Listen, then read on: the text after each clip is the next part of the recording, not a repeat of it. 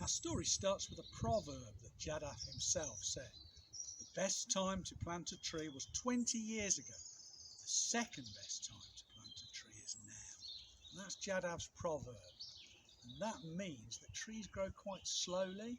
So if you want to see big trees, you've got to give them a lot of time. In India, on a large river island, among farms and families hard at work, there lived a boy who loved trees. Trees meant shade, food and shelter for many.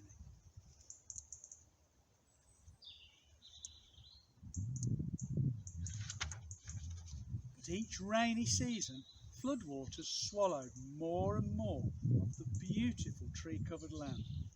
The boy's precious island was shrinking, eroding away with the rushing river, leaving empty sandbars behind. The boy witnessed animals stranded on those sandbars. Their homes were destroyed. He feared that if animals withered without trees, the people would wither too.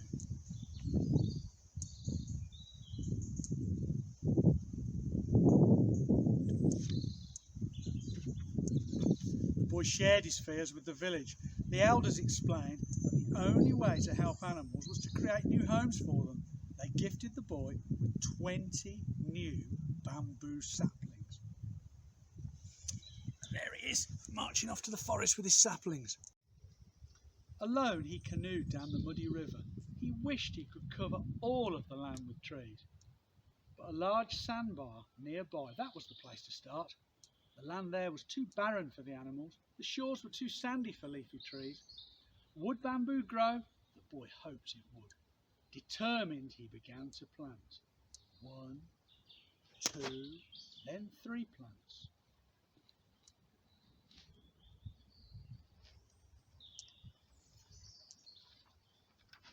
Each day he watered the saplings by hand, sweat trickling down his face and chest. He built a watering system to help. He lugged heavy buckets from the river. His arms grew tired and his back sore. Each day he tended to the plants, and over time his bamboo patch grew.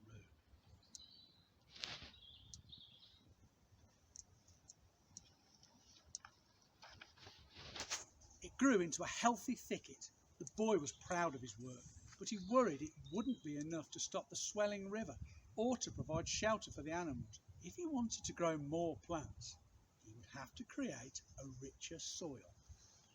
There he is in his bamboo patch. So the boy carried cow dung, carried earthworms, termites, and angry red ants that bit him on the journey to their new home. He brought seeds from neighbouring villages, over trails, through brush, down the river. Each day he planted. As the years passed, the boy grew, and so did the forest. 10 acres, 20 acres, then 40 acres.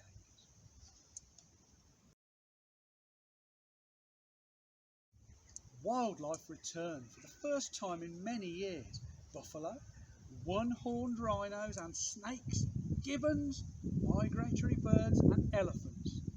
The man's forest teemed with life and diversity.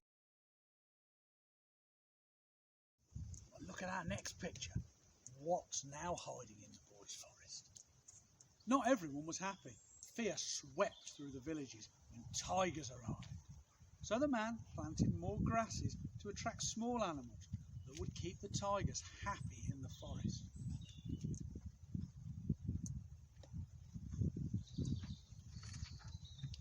Elephants wandered into neighbouring farms to feast on the crops, so the man planted more fruiting trees to help feed the hungry elephants.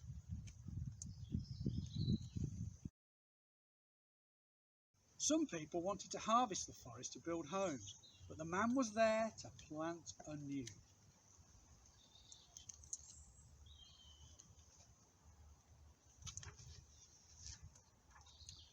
Others tried to hunt the animals for their horns and fur, but the man was there to protect.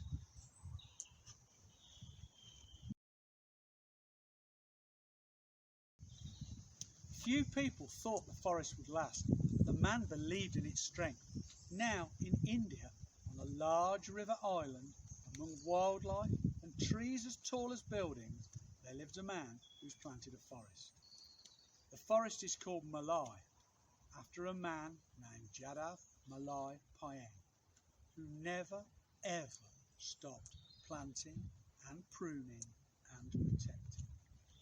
And there's his quote, "Only by growing plants the earth will survive," by Jadav Payeng. And that's our story.